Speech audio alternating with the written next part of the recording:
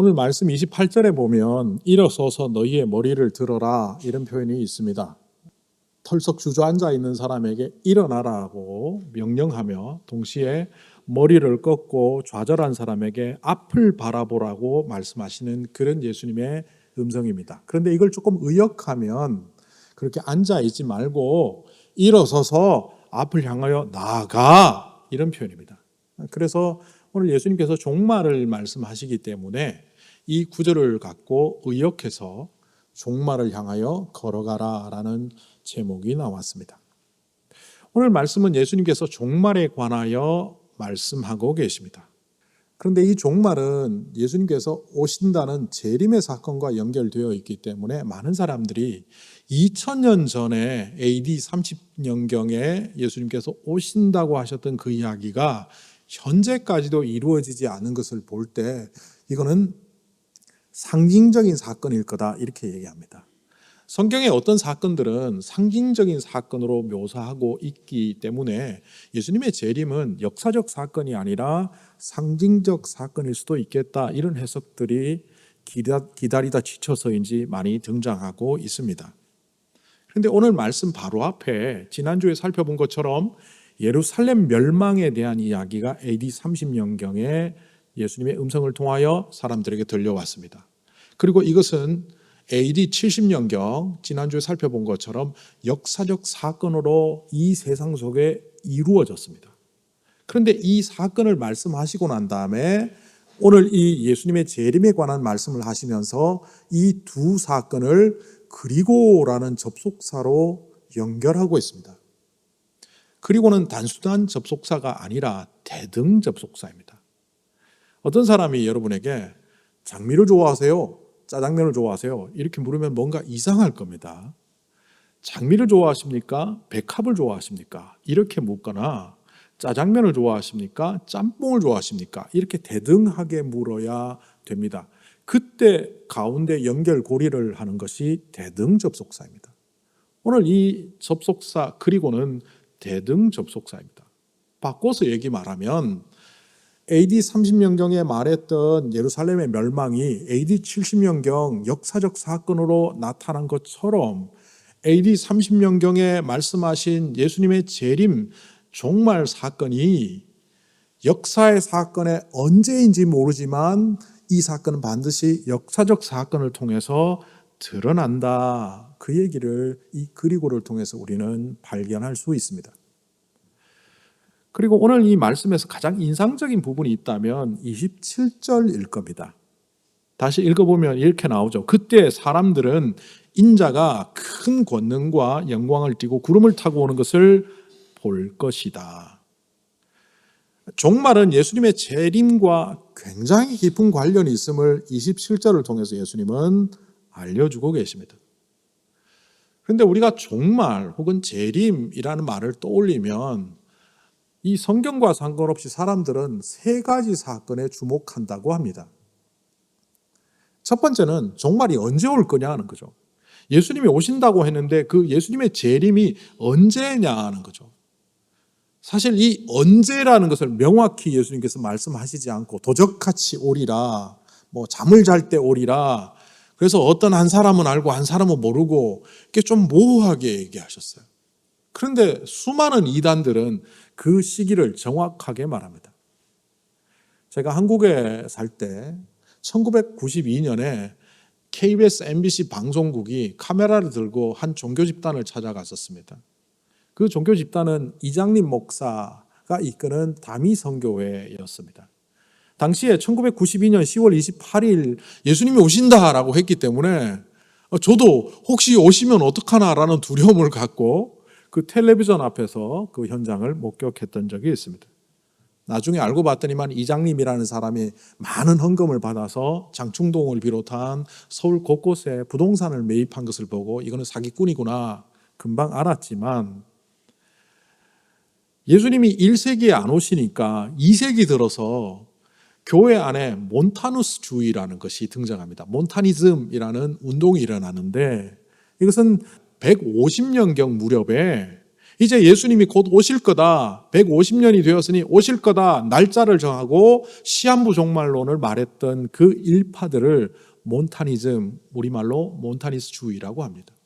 이처럼 예수님이 언제 오실지에 대해서 명확히 말씀 안 하셨음에도 불구하고 자기가 직접 계시받았다고 하는 사람들이 등장하며 교회 역사 2000년 동안 수많은 이단들이 등장했습니다. 사람들이 거기에 굉장히 관심이 많기 때문이죠. 두 번째 관심은 그 종말의 즈음에 나타날 징조와 현상에 관한 겁니다.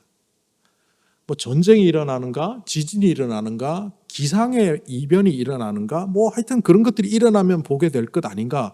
그래서 내가 이걸 알아야 될 텐데, 알아야 된다는 얘기는 그 마지막 때 일어나는 비극적인 사건으로부터 내가 좀 안전했으면 좋겠다, 뭐 그런 의미입니다.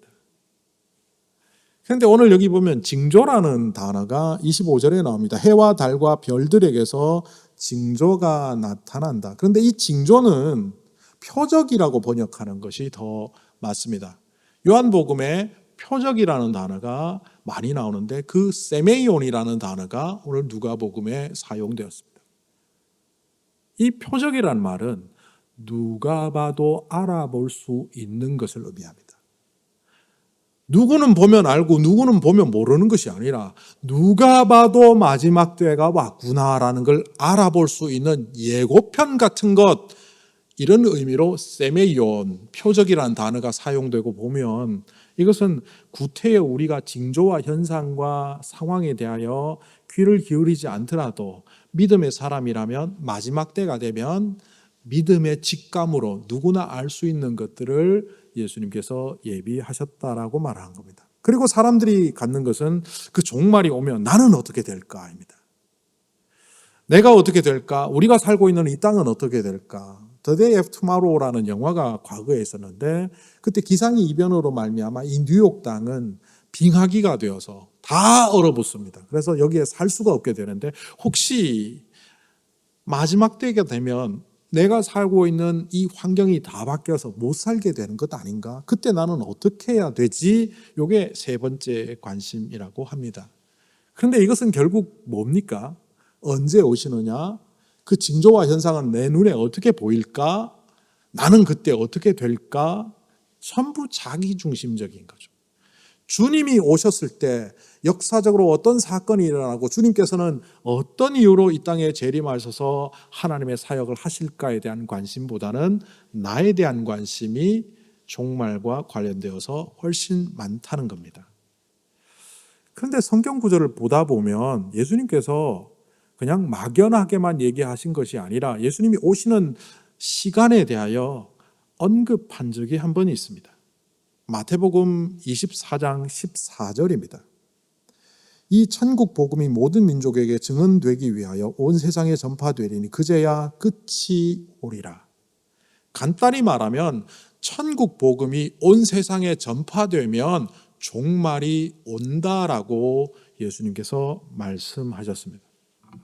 그렇다면 요즘 우리가 살고 있는 이 시대에 복음 전파의 상황이 어떤지 살펴볼 필요가 있습니다.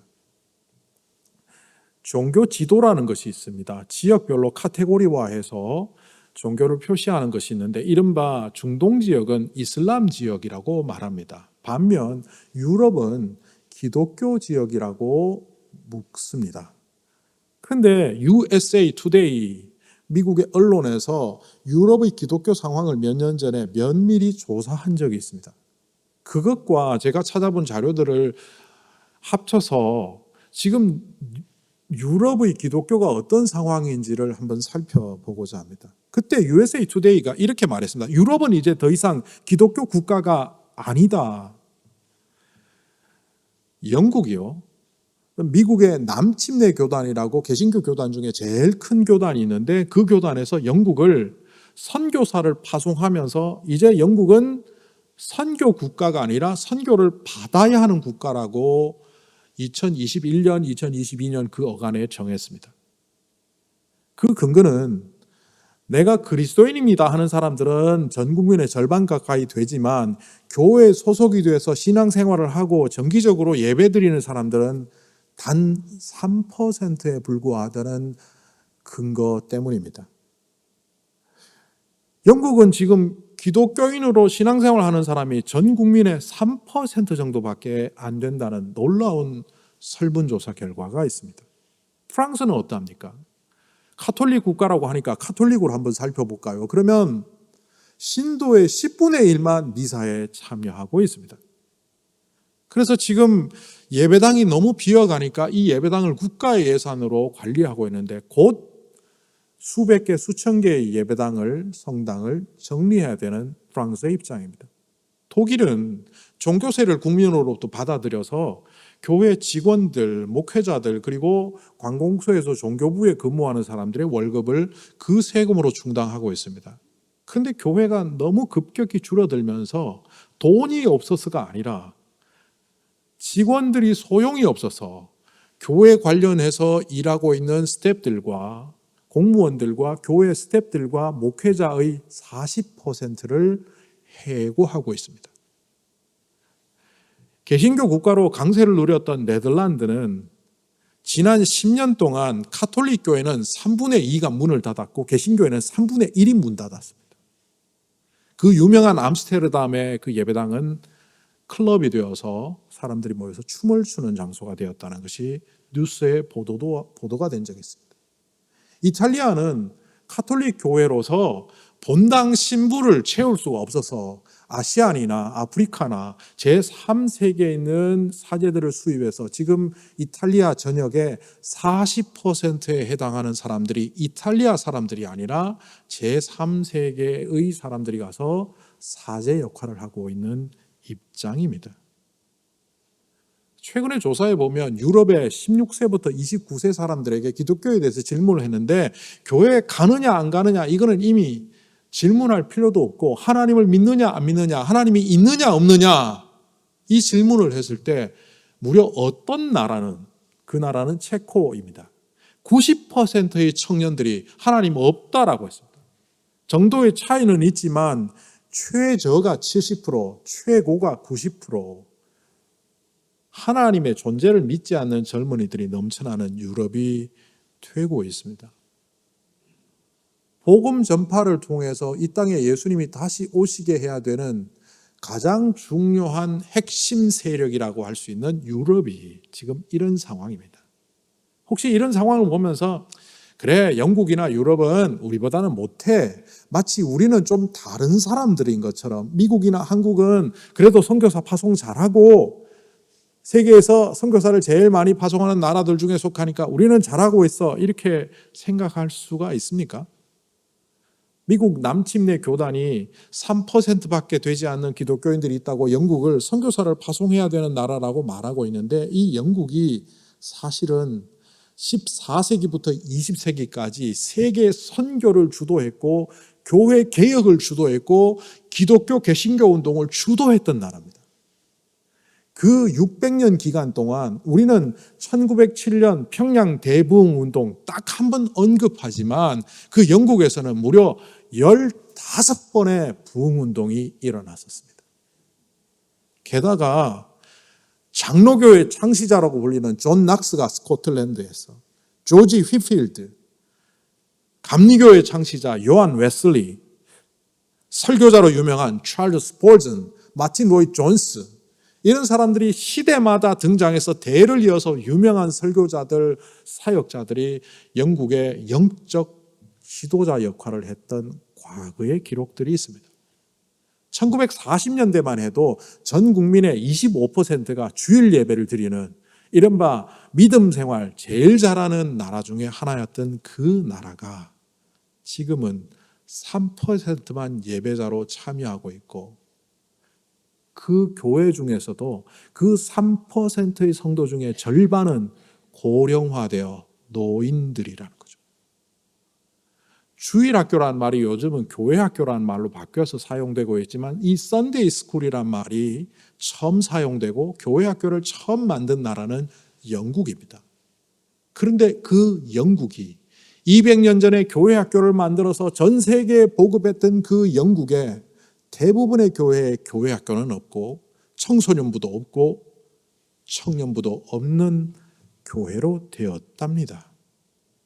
그리고 보면 한국도 10대, 20대의 신앙생활을 추적했더니만 목회 데이터 연구소에서 나온 자료들을 보면 지금 10대, 20대가 복음화율이 한국에 얼마일 것 같습니까? 겨우 3%. 영국의 3%와 동일합니다. 기독교 카테고리로 제일 넓은 지역인 유럽이 이렇게 무너지고 있고 미국도 한국도 세속화의 발걸음을 가속하고 있는 이때에 마태복음 24장 14절에 천국 복음이 이 온 땅에 전파되리니 그때야 끝이 오리라, 이 말씀은 주님이 영원히 안 오실 것 같은 두려움마저 일게 합니다. 여러분은 종말하면 무엇이 떠오릅니까? 이 종말이라고 하면 교회 밖의 사람들도 생각을 하죠. 16세기의 사람이었던 노스트라다무스라는 사람이 있었습니다. 16세기 초반에 태어나서 16세기 중반에 세상을 떠났는데 이 사람이 글을 남겨서 예언의 글이라고 가족들에게 남긴 책이 있습니다. 이것이 나중에 사람들에게 알려져서 공공연하게 1999년 지구가 멸망한다. 그래서 제가 한국에 살던 1990년대는 늘 노스트라다무스 이야기가 나왔었습니다. 그리고 1997년이 되어 한국의 IMF로 경제가 무너질 때, 야, 지구 종말이 정말 오나 보다. 그리고 1999년이 다가올수록 전 세계가 신경을 곤두세우며 이제 지구 종말이 온다. 그렇게 생각했지만 지나고 보니 그 사람의 잘못된 소리에 불과했죠.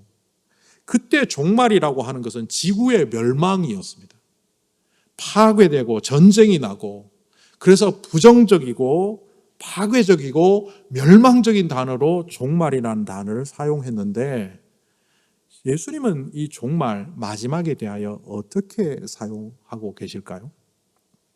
예수님이 처음 사람들과 만나서 하셨던 첫 말씀은 회개하라 천국이 가까웠다라는 말씀입니다.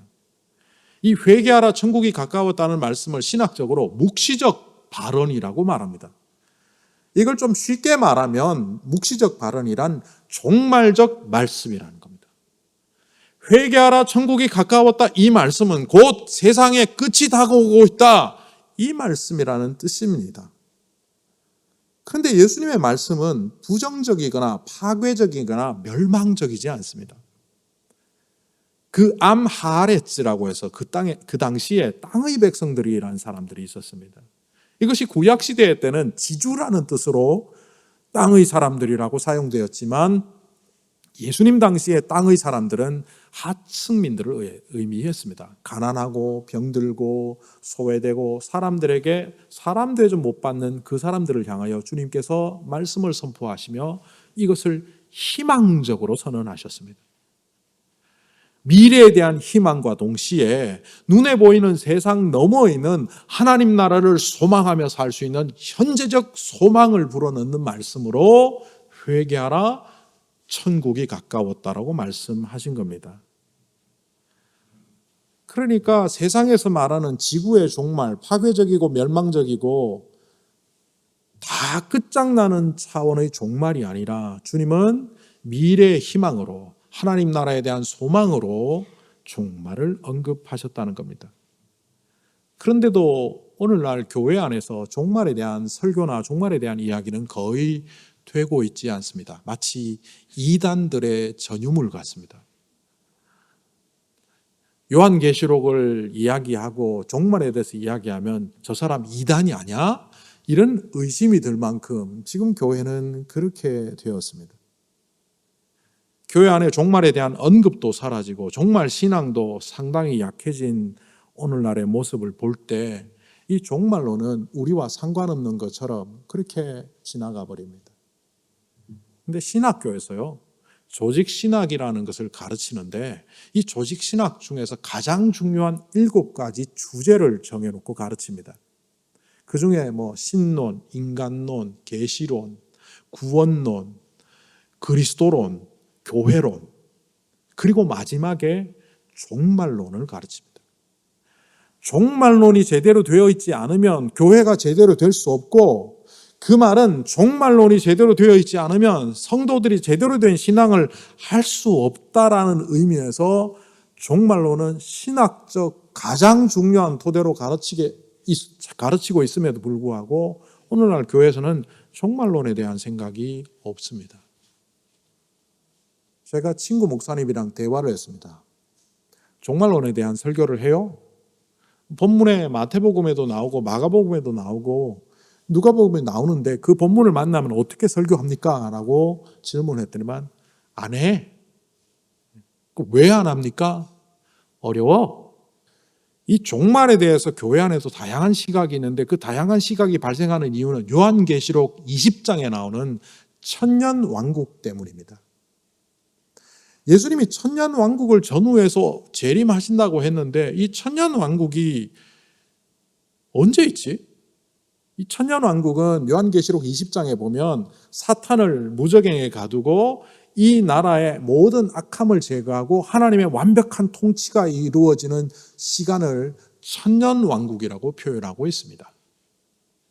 그래서 어떤 사람들은 이 세상이 너무 악하고 무너지고 엉망진창으로 되니까 손댈 수 없어서 예수님이 재림하셔서 이 세상을 심판하셔서 천년왕국을 만드실 거다. 이른바 천년왕국 전에 임재하신다는 전천년설을 말합니다. 또 혹자들은 이 무너진 세상 속에서 그리스도인들이 섬기고 사랑하고 정의와 평화의 마음을 갖고 살아가서 결국 이 땅이 하나님 나라가 되도록 온전한 하나님 나라를 세워갈 때 그때 예수님이 오실 거다. 이른바 천년왕국이 세워진 이후에 오신다 해서 후천년설이라고 말합니다. 개중의 혹자들은 그 천년왕국 상징적인 사건이야. 그러니까 무천년설 상관없어. 이렇게 말하는 사람들도 있습니다. 이 종말을 바라보는 두 가지 시각, 전천년설, 후천년설을 조금 풀어보면 이런 말입니다. 믿음 갖고 이 땅에 교회를 세우고 많은 사람들을 전도하고 했는데 교회 안에 사람들이 더 악하고 화해와 사랑을 말했는데 나가서는 서로 싸우고 총질하고 이게 미국 초창기 이야기입니다. 미국에 온 이유는 신앙의 자유를 위해서 왔고 그래서 교회를 세우고 원주민들을 선교하고 이 땅에 도착한 사람들이 하나님의 나라를 세우겠다고 왔는데 그래서 수많은 교회를 세웠음에도 불구하고 그 교회들이 오히려 분쟁의 근거가 되고 성도들이 서로 나가서 총질하고 화해를 선언했더니만 나가서 싸우고 사랑하라 그랬더니만 서로 미워하고 목회자들이 다 이거는 안 되겠다. 예수님 오셔야 되겠다. 이 악한 세상 오셔야 되겠다. 이게 바로 전천년 태도입니다. 조나단 에드워즈 같은 사람들이 그런 기도를 했습니다. 하나님, 이 시대는 교회 안이 더 부패했고 젊은이들은 교회로 오지 않고 이 교회가 지금 망하기 일보 직전입니다. 주님 오십시오. 전천년설. 그런데 주님께서는 조나단 에드워즈를 중심으로 1차 대각성 운동을 일으키게 했습니다. 성령이 임하시면서 그들 안에 변화가 되고 그래서 조나단 에드워즈는 나중에 후천년설을 지지하는 사람이 됩니다. 이 세상 끝내주십시오. 끝장내버리십시오. 저 소돔과 고모라 같은 저 도성들을 불태워버리십시오가 아니라 그들을 품고 하나님 나라로 바꾸어야 되는 사명이 내게 있구나. 그들이 개혁하며 세웠던 그 영적 기반으로 말미암아 1776년 미국은 독립합니다. 그리고 100년 정도 흐르니까 또 비슷한 현상이 나타나는 거예요. 그때 찰스 피니 목사를 중심으로 한 사람들이 또 기도했습니다. 주님 어서 오십시오. 이 세상 다 끝내주십시오. 교회가 더 부패했고 사랑을 선포하면 나가서 싸우고 원주민들을 죽이고 흑인들을 노예로 삼아 짐승 취급하는 이 땅은 망해야 되는 세상입니다. 그런데 그때 하나님은 찰스 피니를 중심으로 한 그 개혁자들을 통하여 2차 대각성 운동, 성령님의 임재가 이 미국 땅에 임했고 결국 그들은 깨달았습니다. 미워할 자들을 품어야 하는구나. 내가 죽이려고 했던 자들을 살려야 하는구나. 2차 대각성 운동의 영적 기반을 통하여 에이브라함 링컨의 흑인 노예 해방이 이루어졌습니다. 세상을 어떻게 보느냐, 종말을 어떻게 우리의 신앙의 근간으로 삼고 있느냐에 따라서 우리의 삶도 바뀌고 나라도 바뀌고 역사도 바뀝니다. 종말론적 신앙으로 가장 똘똘 뭉쳐있던 교회는 1세기 신약교회입니다. 1세기 신약교회는 자기들의 재산을 상실하고 심지어 목숨을 잃는 가운데서도 복음 전파하기를 게을리하지 않았습니다. 눈에 보이는 이 땅이 전부가 아니라, 이 로마 제국이 전부가 아니라 그 너머에 계시는 하나님의 나라, 그 영원한 나라, 이 세상을 압도하는 나라, 그 나라를 위하여 내 목숨도 바치겠다는 1세기 신약교회 성도들을 통하여 로마는 복음화되기 시작했고 2세기, 3세기를 거치며 그 나라와 그 땅은 하나님의 나라가 되었습니다. 먼저 그의 나라와 그의 의를 구하라. 그리하면 너희에게 필요한 것을 채워주시리라 하셨던 주님의 음성을 기억하십시오. 이것은 단순히 우리의 소원을 들어주시겠다, 주님의 나라를 위하여 기도하라는 것이 아니라 종말론적 신앙에 근거한 삶을 살지 않으면 우리는 세속화된 나라, 예배당을 팔아서 클럽으로 만들고 예배당을 팔아서 구입해서 이슬람 사원으로 만들고 예배당을 사서 스트립 쇼를 하는 음란의 장소로 만드는 그들이 된다는 사실을 우리는 기억해야 합니다. 오늘날 기독교의 쇠퇴는 종말론적 신앙의 쇠퇴입니다. 세속화, 쇠속화라고 말하는데 세속화가 뭔지 정확히 아십니까? 세속화는 하나님의 가치보다 인간의 가치, 하나님 나라의 가치보다는 세상의 가치를 더 높이 두는 겁니다. 나 예수님 믿어, 천국 구원 믿어. 그러나 이 땅에서 내가 살아가는 재물과 성공과 명예와 사람들이 알아주는 그 인정을 더 목숨 걸고 살고 있다면 우리는 비교 우위에서 세상을 더 두고 있기 때문에 세속화된 존재입니다. 이런 사람은 하나님 나라를 꿈꾸지도 않고 종말이 찾아오면 싫기 때문에 종말은 내가 사는 세상에는 안 왔으면 좋겠다 생각하며 역사적 종말을 삭제해버리며 살아갑니다. 그런데 그런 사람들을 향하여 오늘 주님은 뭐라고 말씀하십니까? 거기 주저앉아 있지 말고 일어나. 그리고 그걸 보지 말고 우러러 하나님을 바라보며 종말을 향하여 걸어가자. 비전을 잃어버린 개인이든 교회이든 어떤 공동체이든 타락을 합니다. 다윗이 왜 바세바를 범했습니까? 꿈을 잃어버렸기 때문에. 예수 믿는 사람들이 하나님 나라에 대한 꿈을 상실하면 이 세상의 세속화를 이겨낼 수가 없습니다. 종말 신앙을 잃어버리면 복음 전파도 할 자신이 없고 내가 하나님 앞에 서는 그 종말의 자리가 있다는 사실을 망각한 채 살아가면 우리 안에 경건의 삶도 필요 없는 삶을 살아가게 됩니다. 복음 전파가 상실된 교회, 경건의 모습이 사라진 교회의 특징은 종말 신앙이 사라졌다는 겁니다. 종말 신앙이 사라진 세속화된 교회. 어떤 종교학자는 유럽의 기독교가 이렇게 쇠퇴한 이유를 이렇게 분석하고 있습니다. 편안하고 안정적이고 그리고 예측 가능한 시대에 경제적인 부마저 2차 대전 이후에 급격히 올라가면서 이 땅에서 누려야 될 것들이 많아진 그들에게 더 이상 하나님의 나라는 필요가 없었다. 그리고 그들은 교회를 떠났다.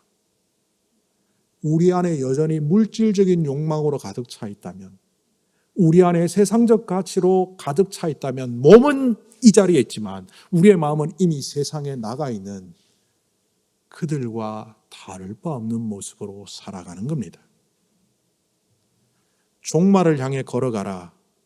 이 말은 타락한 세상 버리고 산으로 들어가 그냥 다 단절된 채 살아라, 이 이야기가 아닙니다. 개인의 종말이든 역사의 종말이든 언제 닥칠지 모르는 그날을 준비하는 삶을 살라는 것이 종말을 향해 걸어가라는 겁니다. 그것은 결국 설교자로 서 있는 제가 오늘 이 설교가 내 인생의 마지막 설교인 것처럼 설교하고, 예배자로 서 있는 여러분들이 이 예배가 여러분 인생의 마지막 예배인 것처럼 영과 진리로 예배하고, 내가 만나는 그 사람을 다시는 만날 수 없다는 절절함으로 그를 친절과 사랑으로 대하는 사람이 되는 것이야말로 종말을 향해 걸어가는 바른 신앙인임을 역사적 종말과 개인적 종말의 사건을 통하여 우리 주님은 우리에게 말씀하십니다. 기도하겠습니다. 하나님 아버지, 내가 이 순간 바로 주님 앞에 선다면 나는 준비된 사람인가요? 주님께서 열매 맺는 삶을 살라고 하셨음에도 불구하고 내 손에 움켜진 것은 욕망과 내 마음의 소욕임을 부인할 수가 없습니다. 하나님, 내 손에 열매가 없습니다. 내 삶의 성품의 열매도 없고 전도의 열매도 없고 아무것도 없는 상태로 지금 주님을 만난다면, 하나님, 일생의 시간마다 종말을 기억하며 긴장된 마음으로 그리고 성실한 마음으로 주님을 만난다는 희망의 마음으로 살아가는 우리들이 되게 하여 주시옵소서. 예수님의 이름으로 기도하옵나이다.